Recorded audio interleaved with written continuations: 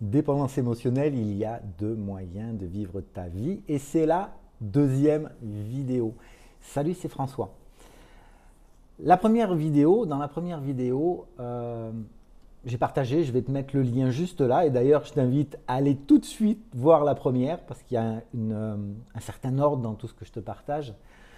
Je vais revenir sur quelques points et en te demandant aujourd'hui si tu crois vivre sous l'emprise des hormones de stress, quel que soit ton quotidien, ton travail, ton couple, ta famille, tes enfants.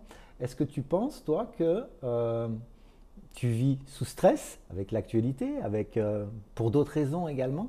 Est-ce que euh, tu es souvent dans le pourquoi du passé, avec ton cerveau qui est dans un mode de survie et tout ce que ça entraîne derrière?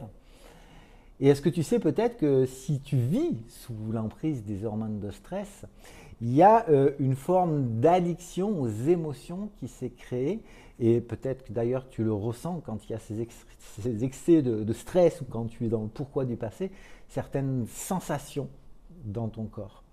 Dans la première vidéo également, j'ai évoqué les métaprogrammes en PNL, proactif, réactif, je t'ai parlé d'apprentissage. Va voir ça dans le lien de la vidéo qui a été peut-être un petit peu avant. Et je voudrais rappeler aussi, parce que même si je l'ai déjà dit, c'est important de le répéter, que le cerveau, le mien, le tien également, il n'est pas fait pour donner des résultats. Et si on comprend comment fonctionne le cerveau, on peut vraiment définir, nous, nos directions. Où est-ce que l'on veut aller? Et malheureusement, et sinon c'est quelqu'un d'autre qui le fait à sa place. Et ça peut être dans la cellule familiale, dans la cellule très intime. Ça peut s'élargir, on va du niveau micro et on élargit au macro. Et je crois que c'est vraiment important de le répéter parce que ça change énormément de choses. Les bouleversements actuels ou les opportunités, tout dépend du regard, ou d'où est-ce que je regarde, quel endroit je regarde, où est-ce que je veux aller. Et tout ça, ça change beaucoup de choses. Je vais essayer de ne pas être trop long dans cette vidéo aujourd'hui.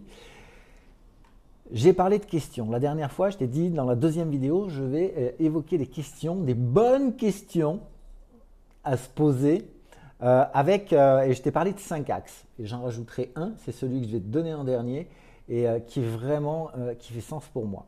Si aujourd'hui tu as une affirmation, alors ça peut être si tu es je suis dépendance affective, je suis dépendant, j'ai tel problème, le président il est comme si, l'histoire du coronavirus c'est comme si, c'est comme ça. Et si tu es dans l'affirmation par rapport à quelque chose, comment, première question, comment est-ce que tu sais que c'est vrai? Comment est-ce que tu sais que c'est vrai? Et là, en te posant cette question, tu vas le voir, je te propose de pratiquer l'exercice et j'ajouterai même une chose, c'est que avant de pratiquer l'exercice, prends une feuille, un crayon, une feuille et fais les choses par écrit parce que ça va changer aussi beaucoup de choses. Donc si tu es dans une affirmation, comment est-ce que tu sais que c'est vrai? Parce que on sait très bien aussi que chacun va avoir sa propre vérité par rapport à ses expériences. Et une deuxième question, par exemple, c'est qu'est-ce qui te permet de dire ça? Qu'est-ce qui te permet de croire ça? Qu'est-ce que tu as comme preuve de ce que tu avances? Et aussi, qu'est-ce que tu vas avoir comme sensation? C'est-à-dire quand tu développes quelque chose comme ça, que tu crois vrai, est-ce que tu as des sensations, des émotions qui sont associées à ça? Deuxième axe, d'une manière générale, par rapport à cette première affirmation, qu'est-ce que tu en penses toi? Quel est ton point de vue là-dessus? Quel est ton regard là-dessus? Euh, et ça, c'est pareil. Je t'invite à le faire par écrit parce que, euh, tu le sais, je ne suis pas forcément là pour dire des choses qui plaisent. Je ne suis pas là pour te donner les conseils parce que la seule personne habilitée à donner les bons conseils, c'est toi et c'est personne d'autre. En revanche, et en même temps, il est important de se poser certains types de questions pour ouvrir un champ des possibles qui pourra être très certainement différent quand tu auras fait l'exercice. Troisième point, d'où ça vient? C'est quoi la cause? Et pourquoi ça se passe comme ça? Pourquoi les choses se répètent? Pourquoi tu as toujours les mêmes relations, les relations toxiques? Et comment est-ce que tu peux expliquer ça? Qu'est-ce qui fait que tu peux expliquer ça? Et là, souvent, j'en dis pas plus, je vais revenir dans un instant. De se dire aussi en fonction des âges et des expériences, comment est-ce qu'on en est arrivé là? Qu'est-ce qui s'est passé? Qu'est-ce qui s'est reproduit? Comment on a agi? Qu'est-ce qu'on a appris? À quel endroit justement il n'y a pas eu suffisamment de sagesse pour changer, pour évoluer?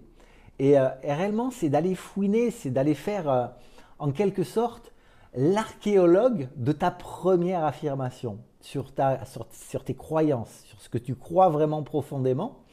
Et c'est un travail d'archéologue, un travail de recherche, un travail où on va aller avec le pinceau, enlever la poussière pour aller voir tous les petits morceaux, toutes les aspérités. C'est peut-être quelque chose que tu as déjà fait.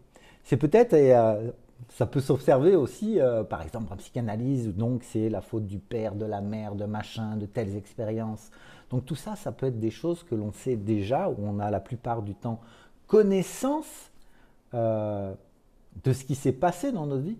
Et c'est pas pour autant que le quotidien, le présent, les envies profondes d'expérimenter quelque chose qui va être plus agréable, plus confortable, plus désiré, va arriver. Le quatrième point, et je parle assez souvent de focalisation, de focus, c'est réellement là, toi, en tant qu'observateur, de te demander si est-ce qu'on ne peut pas voir ça autrement? Est-ce que par rapport à ton affirmation de départ, par rapport à ta problématique, est-ce que on peut avoir un autre point de vue et de s'observer d'une manière différente et peut-être même de dissocier, de t'observer dans certaines expériences? Ça peut être extrêmement intéressant. Et vraiment, voilà, est-ce que c'est la seule manière de voir les choses aujourd'hui? Et aujourd'hui, l'actualité, ça fourmille justement d'informations qui sont passionnantes, je trouve, parce qu'on a tellement sur les mêmes sujets, des mêmes idées, des points de vue différents, argumentés. Donc là, on va créer de la dualité, de la séparation, formidable, ou pas. Et en revanche, justement, quand je parle d'informations qui peuvent être antagonistes, mais est-ce qu'on est d'un côté? Est-ce qu'on est de l'autre?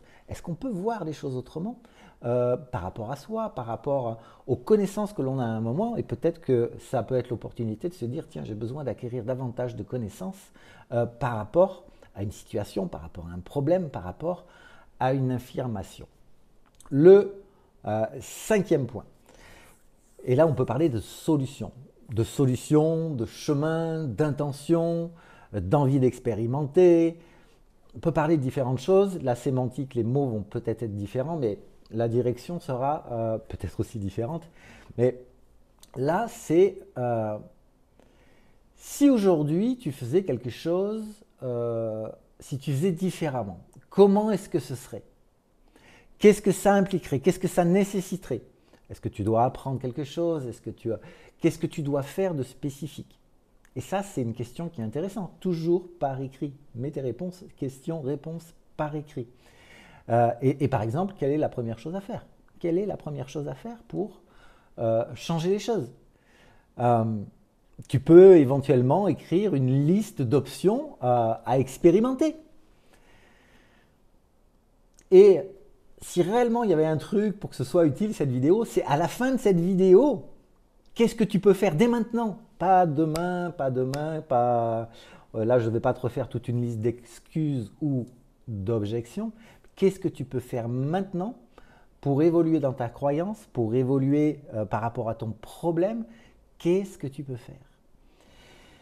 Enfin, ça c'était le bonus plus 1. Dans la première vidéo, je t'ai parlé, et tu le verras, j'espère que tu l'as déjà vu, j'ai parlé des enfants, de l'esprit de l'enfant, de l'esprit de questionnement de l'enfant, de l'enfant entre 3 et 5 ans qui est bourré de questions absolument sur tout le temps. Et c'est quelque chose qui est extraordinaire parce que les connexions neuronales se forment, etc.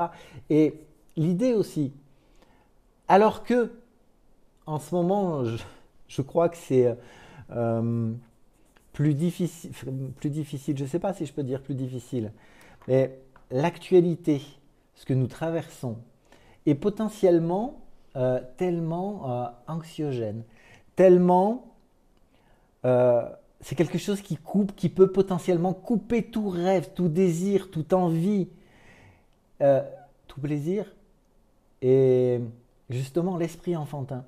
Et si aujourd'hui euh, tu redevenais un enfant curieux, à se poser des questions, euh, je rappelle encore aussi deux choses, c'est que le cerveau il fonctionne dans deux directions. L'évitement de la souffrance, la recherche du plaisir. Et a priori, quand on est enfant, on a besoin de sécurité, on a besoin de tout tas de choses. Parfois, on n'a pas vécu ce genre d'expérience, parfois oui.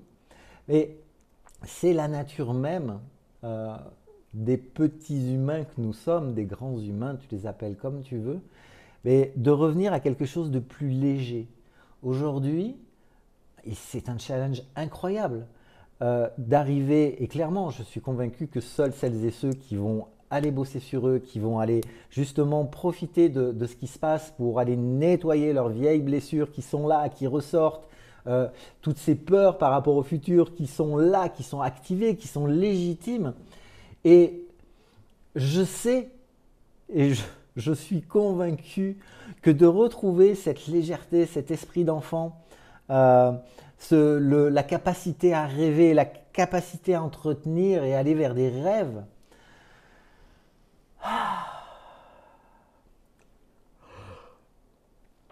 c'est la respiration du bassin, c'est quelque chose qui va nous aider si on réapprend à le faire.